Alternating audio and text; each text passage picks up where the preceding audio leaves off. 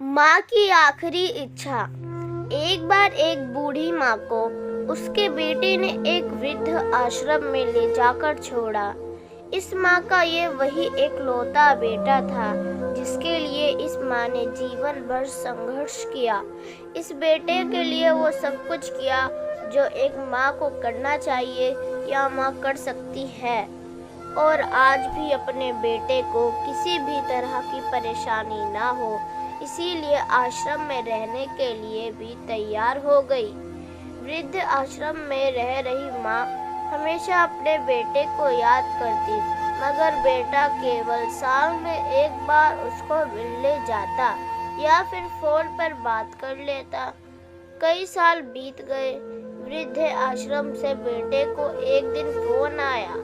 उन्होंने कहा, बेटा जल्दी से आ जाओ आश्रम, अपनी माँ से मिल लो, वह बहुत सीरियस है। बेटा जब अपनी बीमार माँ के पास पहुँचा तब वह अपनी आखिरी सांसें गिन रही थी। बेटे ने अपनी माँ से उसकी आखिरी इच्छा पूछते हुए कहा, माँ मैं तुम्हारे लिए क्या कर सकता हूँ, बताओ। माँ ने कहा, बेटा इस आश्रम में गर्मी और मच्छर बहुत ज़्यादा है, यहाँ पर कुछ पंखे लगवा देना। फ्रिज ना होने की वजह से यहाँ पर हम बूढ़ों को कई बार भूखे पेट ही सोना पड़ता है, क्योंकि किसी का दिया हुआ खाना खराब होने से नहीं बचा पाते। तो इस आश्रम के लिए एक दो फ्रिज भी खरीद कर दे देना। बेटे ने अपनी माँ की सारी बात सुनी और अपनी माँ से पूछा, आपने इतने साल यहाँ पर निकाल दिए पर आपने कभी भी यह बातें मुझसे नहीं कही, और अब जब आपके पास टाइम नहीं बचा है तब आप यह सब कह रही हैं, ऐसा क्यों?